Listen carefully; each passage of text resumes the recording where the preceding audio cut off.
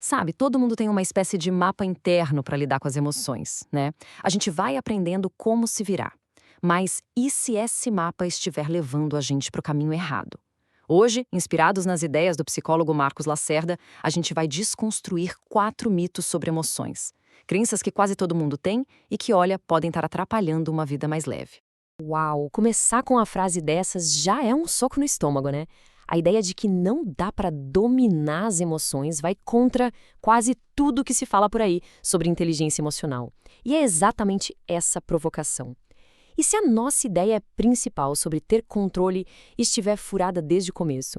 Então, o nosso caminho vai passar por 5 pontos bem importantes. Primeiro, a gente vai derrubar o mito do controle.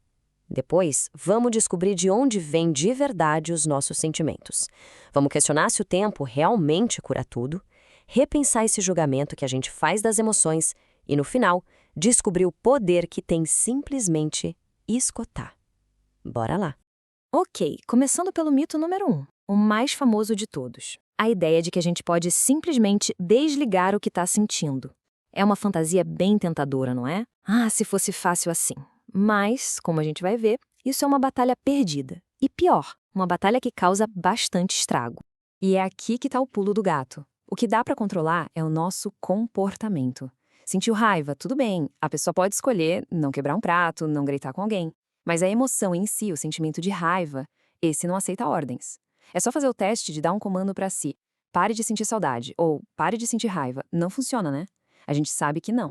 E aí, o que acontece quando a gente insiste em tentar o impossível? Essa busca por controle acaba virando uma busca por anestesia. A gente se afoga no trabalho, na bebida, em remédio, qualquer coisa que silencie o que estamos sentindo. O objetivo muda de entender a emoção para simplesmente não sentir. É uma fuga. Mas e se a gente virasse essa chave?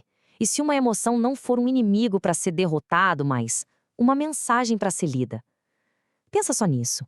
É uma comunicação que vem de dentro, sinalizando que alguma coisa importante precisa de atenção. Essa analogia do carro é simplesmente perfeita. Tentar suprimir uma emoção é a mesma coisa que quebrar o painel do carro porque a luz do combustível acendeu. A solução não é destruir o aviso, mas ouvir a mensagem e, bom, abastecer o carro. Parece óbvio, né? Agora vamos para o segundo mito, que é um clássico. Aquela mania que a gente tem de culpar os outros pelo que sentimos. Sabe aquela frase, fulano me deixou com raiva? Será que é assim mesmo que funciona? Essa é a pergunta central. Será que outra pessoa tem mesmo o poder de criar um sentimento dentro da gente? De fabricar algo do nada? Segundo Lacerda, a resposta é um sonoro não. E a explicação para isso é genial. Pensa na analogia da laranja espremida. As pessoas e as situações podem ser a mão que espreme, mas o suco que sai, o suco é o que já estava dentro da fruta. Se dentro tem suco de laranja, não adianta espremer esperando que saia suco de uva. O outro funciona como um gatilho, mas a emoção, a matéria-prima, já era nossa. E olha que forte este exemplo real. Diante de uma notícia devastadora sobre a filha, a reação dessa mulher foi de paz e não de revolta. Por quê?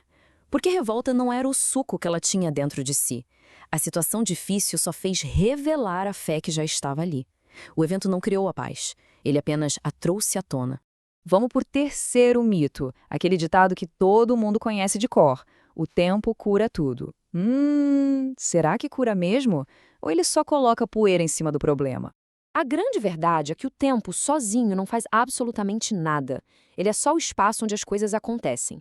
Esperar que ele resolva os sentimentos é uma atitude passiva. A cura emocional exige ação. A gente precisa usar o tempo a nosso favor para processar, para entender o que se sente.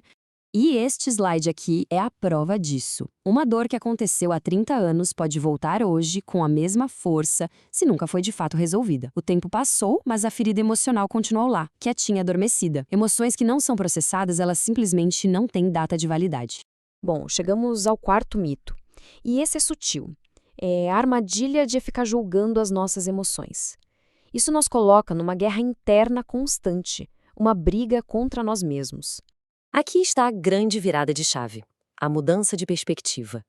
Não existem emoções boas ou más. O que existe são emoções agradáveis, como alegria, e emoções desagradáveis, como rancor. mas todas são válidas, todas fazem parte da experiência humana.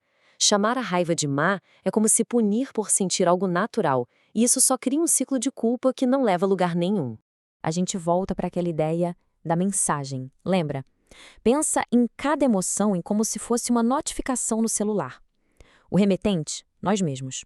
O destinatário, nós mesmos também. Então a verdadeira pergunta é essa. Alguém ignoraria uma mensagem importante só porque o assunto é meio desconfortável? Tanto as notificações agradáveis quanto as desagradáveis têm algo importante para dizer. A sabedoria está em abrir e ler todas elas. Certo. Então, se controlar não funciona, se culpar os outros é uma ilusão, se esperar o tempo passar inútil e julgar é contraproducente, o que é que sobra? A resposta é ao mesmo tempo super simples e revolucionária: escutar. E esse aqui é o novo kit de ferramentas emocional. As emoções são um medidor de combustível, não uma falha no motor. Nós somos a laranja, e o suco que sai é nosso. Cada sentimento é uma mensagem, e o objetivo final não é mais controlar, e sim compreender. E essa citação resume tudo com uma perfeição incrível. O verdadeiro poder não está em tentar controlar o mundo lá fora ou as próprias emoções, mas em cuidar de si, em ouvir as próprias mensagens e assumir a responsabilidade por elas. Isso muda tudo. Então, fica aqui essa pergunta para reflexão. O que mudaria na vida se, em vez de gastar uma energia enorme tentando controlar as emoções, a gente simplesmente começasse a ouvi-las? Pode até parecer assustador no começo, essa ideia de largar o controle, mas talvez seja justamente aí que começa uma relação mais honesta e mais saudável consigo mesmo.